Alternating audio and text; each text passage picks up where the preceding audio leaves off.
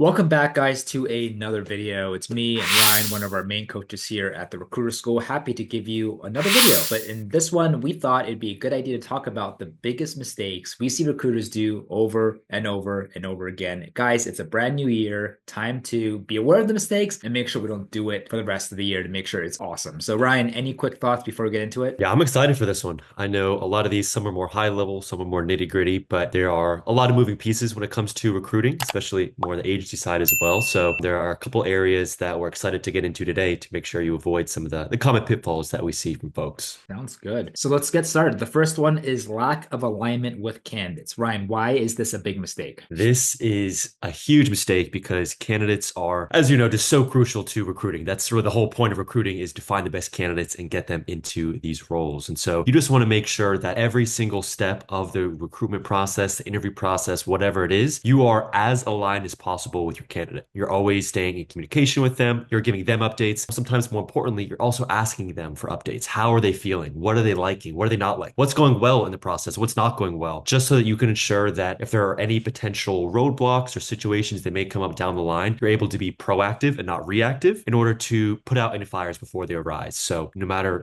where you are in the process, whether you're just initial booking a call with them or if you're late in the offer negotiation stage, just ensuring that you're always aligned and on the same page as your candidates is going to help you be super, super successful. The way to think about candidates, and I love the way that we use the word alignment here, is absolutely true. You got to almost think of like us coming to candidates and almost metaphorically envisioning two Lego pieces being the perfect fit, right? So we're here on behalf of a client, representing a client, and we're like, hey, we have the role in mind and we need to find a perfect candidate. So you got to make sure, first of all, everything's aligned from even the targeting, right? You want to make sure you're targeting the right candidates and not reaching out to candidates who are just not a good fit. So I'm assuming you guys are already doing that. But from the targeting to the communicating to the qualifying, everything just has to be like a really awesome dance where it's like really giving the candidate a feeling that we care about them and we're coming to them and not anyone else, right? We're coming to them for the perfect opportunity because we make it sound like and look like, hey, this is what the company's looking for. Everything you've done, candidate, is exactly what they want. And you should take a hard look at this because it's absolutely perfect, right? And then once you submit them, absolutely, like the feedback, the communication, all that cadence is super, super important. You want to really develop that trust. Are you struggling with getting responses from clients?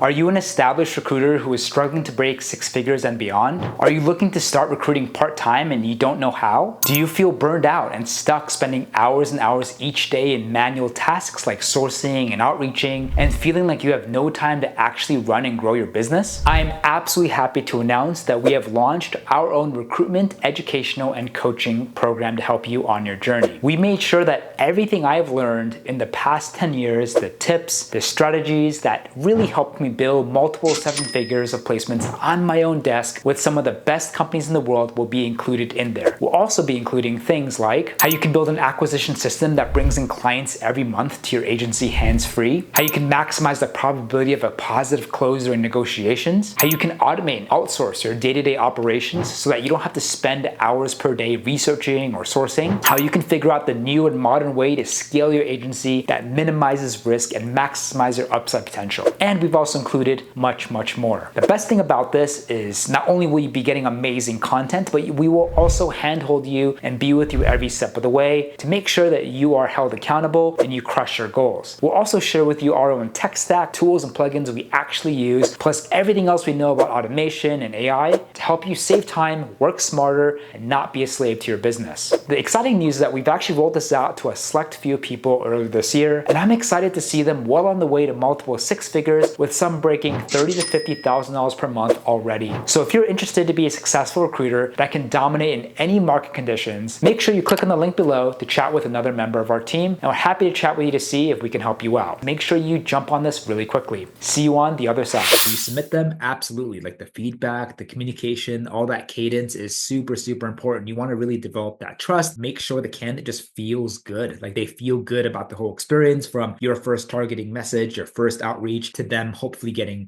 amazing feedback on interviews, continuing all the way to the offer. So alignment, guys, is really, really important. It's very easy to be carried away about alignment with clients, but no, you got to find alignment with both parties, but specifically with candidates. You can't do placements without candidates. You can't do placements without the right candidates. And even if you find the right candidate, you got to do it perfectly so the candidate is in a good state of mind, happy and composite. They trust you. They enjoy working with you throughout the whole process. They're open. They're honest with you so that we can all reach a collective goal and them accepting that job, being happy themselves, but also making the client and ourselves happy as just a kind of a collective unit here. So yeah, Ryan, I'm really, really happy we started off with this as the first one because just got to keep reminding recruiters to step it up when it comes to alignment with candidates. One thing I'll add to that, person, actually, is that, this whole slide we're talking about alignment with the candidate, us and them, but you being more aligned with your candidate also helps them be more aligned with the client. And so I guess the best way to exemplify that is if after each interview, you check in with the candidate, what are you liking about this role? What are you not liking? And if you know that your candidate really likes the team culture specifically, you can tell the client, oh, in future interviews, make sure to really go, hit hard the team culture. That is really big for the candidate. And then vice versa too. If you know what's really important for the client, they say, oh, I really like Preston's, Python background. Then you can tell the candidate in future interviews, really go in depth on your Python background. So really having that alignment with candidates is not only crucial for you and their relationship, but also in aligning the candidate with the client, which will only help you as you go down the line. Second point, stopping the search too early. Oh my goodness. You guys, unless the offer gets accepted, unless the money is in your account, anything can happen. You always want to have a backup plan. I think, especially for those who haven't officially worked as a recruiter at a job, or you're just kind of looking to start your own agency with no previous recruitment experience, it's very easy to think, oh, I just need to kind of get a client. I need to get a job and then just send one candidate. Boy, if I, looking back in over a decade of recruitment experience, most of my placements have not been with the first candidate, guys. And I think like if you follow that sort of like process, it's going to end up biting yourself in the butt. You're going to end up doing a lot more work and you're going to end up just being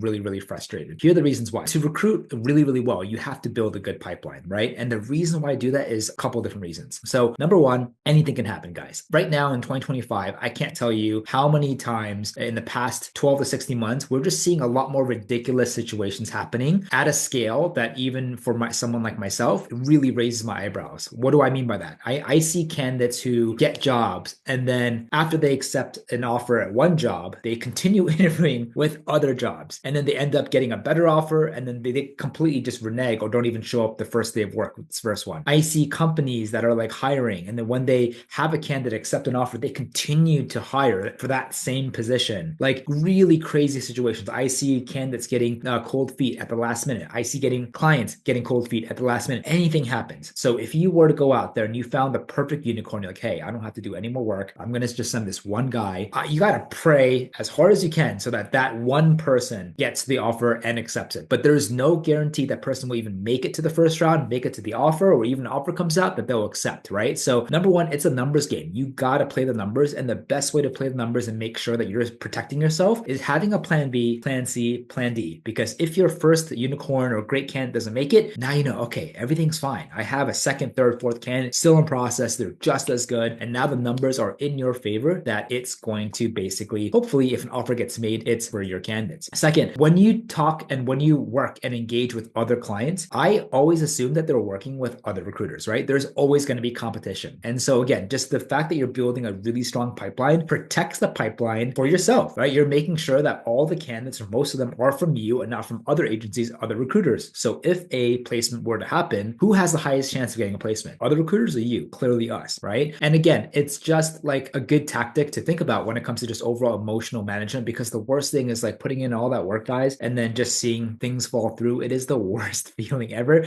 to having to restart a search. So my biggest recommendation is whatever open clients you have going on right now, open jobs, try to send a good 3 to 5 candidates per position per week. Really build that pipeline, really take ownership and dominate that pipeline with good candidates, not with any candidates, with good candidates, so that hopefully if things progress, an offer gets made, it's with you, not with anyone else. But Ryan, why does this topic resonate with you? Yeah, it's definitely resonates with me because, as you'd mentioned, I've had so many times, especially early on in my recruiting career, where I find one candidate, I'm like, this is the person. Like the hiring team would be, it's crazy not to hire this person. Like this is the best person ever for this position. And then for whatever reason, on the client side, the candidate side, it doesn't work out, right? And you never want to put all your eggs in one basket and put too much pressure on having to have this one person get all the way through the process. And because as we always say, it's not over till it's over, right? And it's literally not until that check hits your account is that search completed. And so you always got to think about what's next. If this doesn't work out, who am I putting in there next? What didn't they like about this candidate? How can I find someone better? And another thing I like to think about too is, oftentimes you'll chat with a candidate and you'll just be like, oh man, this is the unicorn, this is the one. And you almost try to convince yourself that there's no one else out there that's as good or could also be a good fit. And so most of the times that's not true. You just got to dig a little deeper, do some more digging, find someone else who could be good as well. So don't put too much pressure on it, and things will fall apart if you only send one, and you don't want to let it be up to luck. If you just send one and hope, you're just hoping that luck is in your favor. But the more that you strategize, the more that you plan, the larger pipeline that you fill out, the less your success depends on luck, which is how it should be. When an offer gets accepted, I would say you're about 85, maybe 90% there. Maybe 90. Maybe initially it was 90, but now maybe 85, right? Because anything can happen, guys, and you should not start celebrating. You should not start popping that champagne when an offer gets accepted. When an offer gets accepted, that's great. Okay. When the candidate confirms that, they've given notice and the notice has been received and acknowledged by the current employer, I would say maybe now you're at like 90%. When the candidate actually physically shows up on the first day of work, now I think you're probably at like 95, 97%. There are many, many, many, not to even talk about replacement guarantees and stuff like that, right? But it's only until that check, guys, that money hits your bank account, you refresh and you double, triple confirm it's in your account, then it's 100%, right? So do not celebrate too early. Anything can happen, and protect yourself. And the best way to do that is making sure that you have at least like 2 or 3 good candidates as a plan B, plan C in there, so that, man, having that to experience that scenario where you got an offer, it falls through, you have no plan B, and then they end up hiring someone else that's not from you,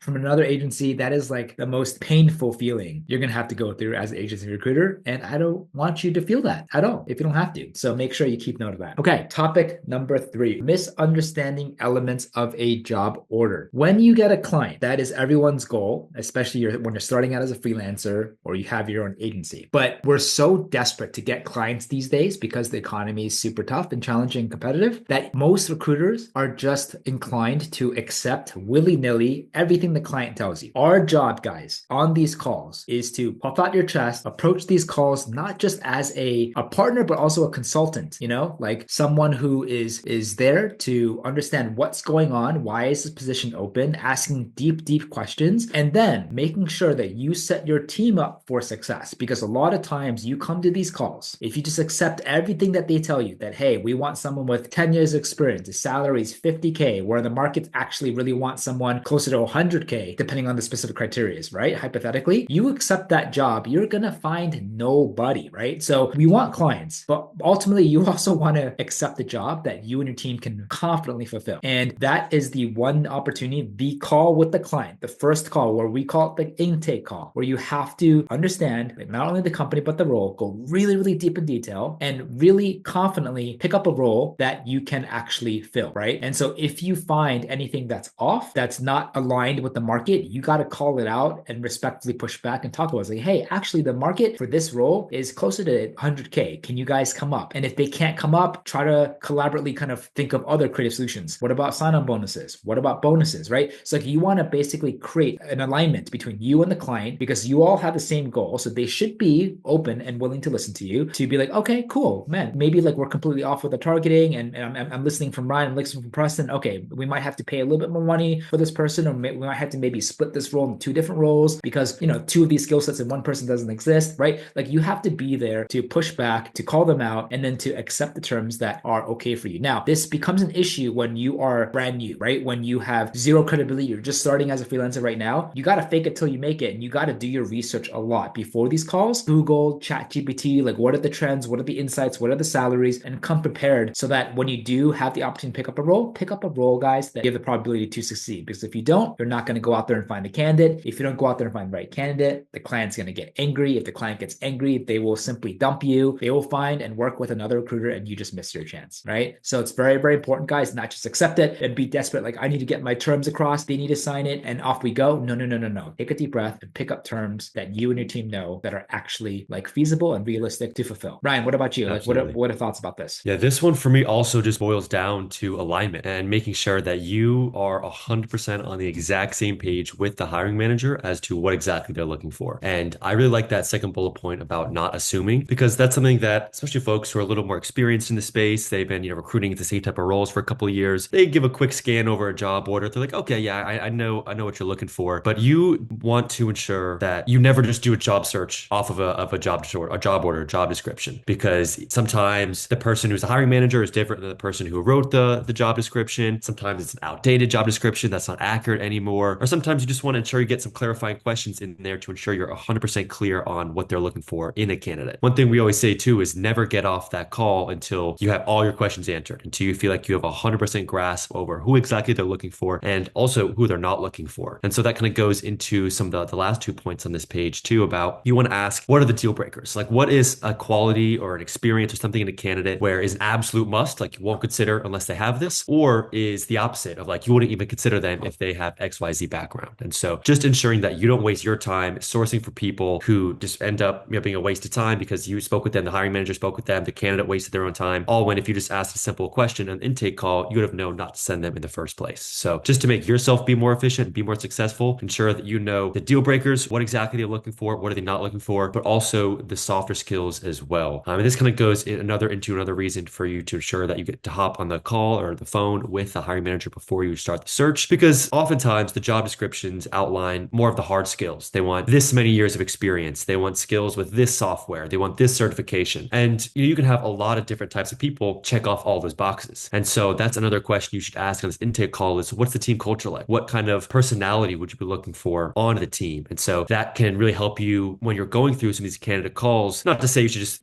cross them out the list because you think they might not be the best personality or culture fit, but it might help you create a more impactful strategy as to which candidates you send might be more successful than others. So definitely ensuring that you get the deal breakers down, for sure, but at the same time, keeping in the back of their mind, like what type of person, what personality, what type of energy would best mesh with the team and what the hiring manager is looking for. So I guess all in all, aligning with the client, ensuring you hop on the phone with them and not hopping off the phone until you're 100% confident, you know exactly what they're looking for, both on the concrete deal breakers, but also in some of the softer skills and personalities as well. I think one thing or a couple things that you said I want to highlight again as kind of an added tip to this video is make sure you don't do a search off of the job rec, right? A lot of times you get a client who's like, hey, okay, we need help. Here's the job description. Don't do that. Do whatever you can to get them on the phone. And a second kind of follow-up tip is make sure you're talking to the right person, right? Because a lot of times, as Ryan said, a job rec is created not by the appropriate person or the right person, right? So the person that should always create the job rec should be the direct hiring manager,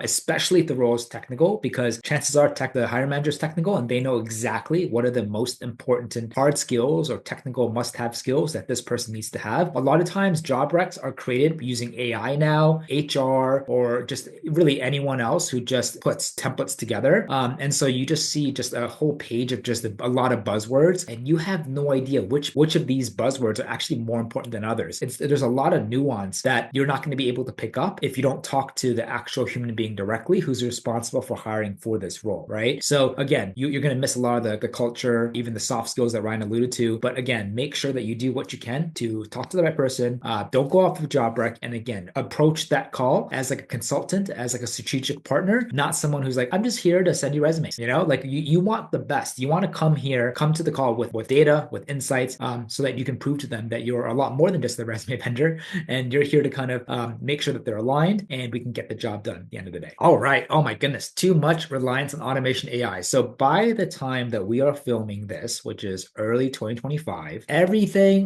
what everyone can't stop talking about is automation AI. Before we go into the slide, let me just share, guys, automation AI, super important. But there's also, you have to understand that like an over-reliance on technology without really grasping the fundamentals can also lead to backfiring as well. So when people start freelancing or recruitment agencies, they're like, hey, the first thing we need to do is spend a bunch of this money on automation AI. Automation AI on the whole will not help you become a recruiter. They will help recruiters recruit better. There's a clear distinction. And so automation AI really comes into just really being able to help you or have impact to you, assuming you know what you're doing, you have a strong grasp of fundamentals, right? And if you've never learned the fundamentals, then you're just going to end up wasting a lot of the time, a lot of time spending on all these tools or testing on all these tools. And most importantly, when you do utilize these tools, you're not going to really be able to understand or know how to use them to the fullest extent, right? Because you just don't have that know-how. So before we get deeper into the slide, you got to understand the fundamentals. It is absolutely important. It's like you can't understand how to drive a car without really taking advantage of the extra technology, right? Because fundamentals are there and they will never go away. Lastly, relying too much on technology will make you lazy as well, especially if you've never learned it and you're skipping to automation AI, right? In this day and age, I'm a firm believer that if you have strong fundamentals, especially in recruiting, you can still make a lot of money for yourself without automation, without AI. All that stuff's there to help. But if you're telling me, hey, I'm spending all this money on automation AI, I can't even make six figures. I can't even bill 50K a year. That's a huge red flag. So Ryan, let's get into this slide. What are the first couple points here? Yeah, absolutely. So, firstly, overlooking the human element. I feel like this is something that Preston and I talk about in every single video. This is a people business. This is a relationship business. And again, as of the time of filming, the AI is not really at a place to replace that human element. And so, just relying too much on some of these fancy bells and whistles that are out there is going to leave that warmer aspect, that human aspect out of it. And so, especially when you're getting to the later stages of offer negotiations with a candidate or just helping them coach them through what's often a tough process of, leaving your job, getting a new job, we're not at a place where AI can do all that for you. And so you just want to make sure that you include what you can do best as a human is giving that human touch to it. And the second thing I think here, this kind of connects to the last slide about some of those softer skills is AI right now is really good at finding the hard skills. How many years of experience? What school did they go to? What are their technical skills? AI is yet to get to a place where it can really assess how does this person's personality match with the hiring manager? What does their drive look like? What do their goals look like? How do you match that with this role? And so just ensuring that you can use some of your more, I guess, emotional reasoning, your perception, your relationship building to really help fine tune your analysis of every single candidate and also manage them as they go through the process. You're going to be super excited for them when an interview goes really well and, be a shoulder for support for them if maybe the interview doesn't go well. And really just adding that human element and adding that nuance is really going to help you build stronger relationships, which will down the line make you just a better recruiter over the long term. And kind of going back to that car analogy they made, Preston, I really like that because, if you think about it this way, if you don't have strong recruiting fundamentals, you don't really care about putting a human touch on it, but you have all these fancy softwares and AI platforms, that's like saying, okay, I have cruise control and I have lane assist and a backup camera, so I can drive a car. Well, not necessarily, right? You still have to know the fundamentals of how to use the car, how to move it forward. But all these bells and whistles are nice and are to help, but they are not here to replace the work you do. They're just to make some components of your work a little bit easier. So just ensuring that you still have that human touch to it. And at the end of the day, like it is going to take some work. We all wish we could just click a few buttons at the laptop, send off some AI platform, and then the checks kind of roll into the bank. But that's not realistic, right? We'd be lying to you guys if we said that was the case. And so, it can be really easy to be like, oh, I got this new software. It'll do all my emails for me. It'll take my calls for me. But that's not going to get you the results that you want to see. You got to make sure you're still disciplined. You don't get lazy. You don't get tired. And you still ensure you have the fundamentals and you put the hard work in and let AI help you, not replace you. For what it's worth,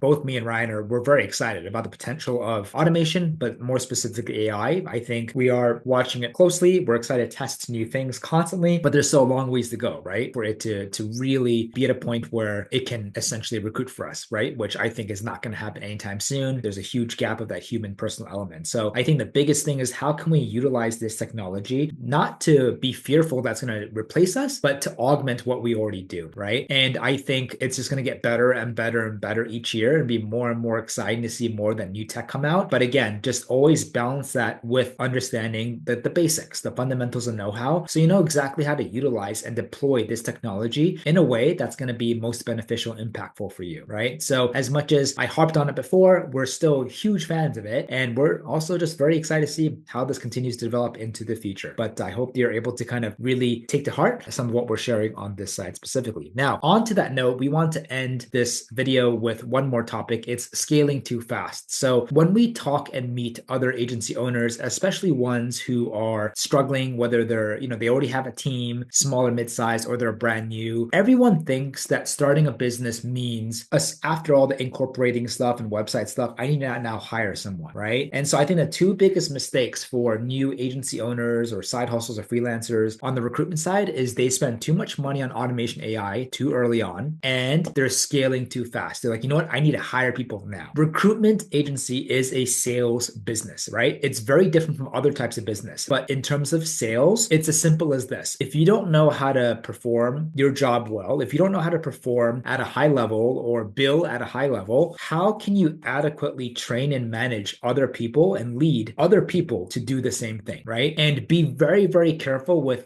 throwing money at people who are like, I'm a master at business development. I can solve your problems. I can get clients. So I think there's two things. Number one, if you can't do it, you need to learn how to do it. Especially if you're willing and you have the time to do it, I think that's the best way. Yes, you're like, oh, it takes more time, takes more effort. Absolutely. But you should learn how to do it yourself so that you can then adequately teach someone else. If you want to go out there and you want to end up hiring people, which is great. These are typically for people who are genuinely generating revenue, they have a lot of cash reserves or savings or capital to deploy. You need to make sure that these people have a track record. Just because that they've worked as a BD or an acquisition specialist or lead generation doesn't necessarily mean, guys, they know what they're doing. Most of the time, you're going to end up wasting your money and time, especially if you don't know how to effectively lead or manage them. And this just goes back to my first point, learn how to do it yourself. So when you start an agency in recruitment, it's so great. Like we all want to envision running businesses with 20, 50, 100 people, but recruitment agencies has a sweet spot that many other businesses don't have.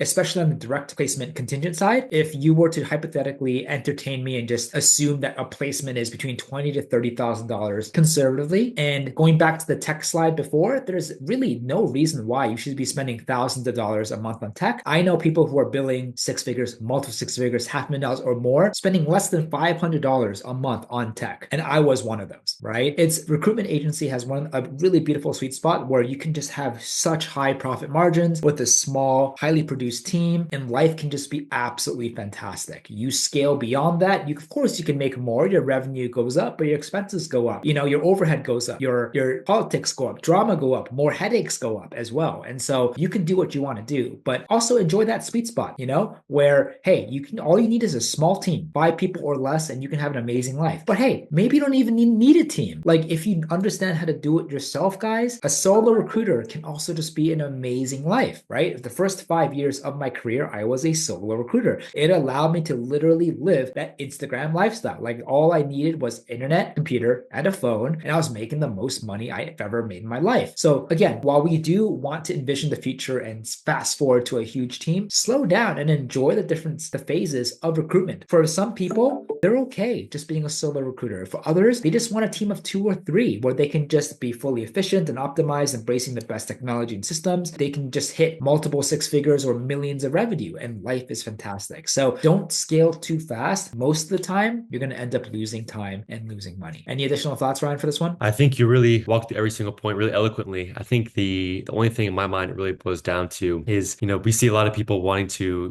reap the rewards, the harvest before they plant the seeds, right? They want to get all the fancy, glamorous business, the lifestyle, having a big team, but they don't want to put the work in to build that foundation. And so again, we've been preaching foundation this entire video because that is so important, not only for your business, ensuring you do well, but also you don't want to grow too fast because that can just, escalate in a really honestly scary manner if you let it get run out of hand. And so just ensuring that you are systematic with how you grow, whether it's using AI or platforms or hiring team members, and just ensuring that you're doing everything the right way. You don't need to rush success, even though I know we all want to be, gazillionaires tomorrow. It is a process. It does take time. And so just ensuring that, like you said, you enjoy the process, you enjoy each step, because if you are on a certain path and you do the right things day over day, you will get there eventually. And just knowing the fundamentals, not growing too fast is going to get you to that point. Yeah. I don't blame people who go to technology and hire too quickly. That's actually the right steps in other businesses. But for recruitment specifically, you got to do things the right way. And it really just starts with you. And before I leave you, let me just leave you with this. One person with the right understanding of the fundamentals and maybe some tech, but you don't even really need tech or AI. One person, right, who has a strong understanding of fundamentals, there is no reason why you can't be making multiple 6 figures, minimum $500,000 on your own desk. This just reminded me of a conversation I had where we spoke with someone last week and they're like, hey, Preston, we have a team of 10. I'm like, great, what's your revenue? They're like 50K. And to me, like that's a huge red flag because if you have a team member and they're full cycle recruiters or they're recruiters, they should also be making minimum multiple 6 figures, right? I would say the low average, probably in terms of billing revenue per head should be maybe 150 to 250, right? So even that, there's no reason a team of 10 shouldn't be making well in excess of 2 million plus, right? Maybe 1.5 on the low end. But ideally, you want people to be able to be on the higher end from 2 to 400, right? So a team of 10 who's optimized should be making closer to maybe 3 to 4 million plus instead of more struggling with one, let alone multiple 6 figures. And so if you find yourself at a point where you have a team, but your revenue's off, something is in huge alignment, perhaps you scale too fast, perhaps you're spending too much on the wrong tools, or perhaps most importantly, you have not paid enough attention to learn and take the time to learn the fundamentals. So learn the fundamentals first, because I promise you learn it once properly, it will set you and your team up for life. And this can be an amazing business for you. And we'd love for you guys to enjoy the best sides of it instead of being stuck in it and being frustrated. So I really am happy that we're able to make this video. I think it really resonates with me and with Ryan. I hope it can help you. And if you want to see other videos just like this, please let us know. But always appreciate appreciate your time, guys, and we'll see you on the next one.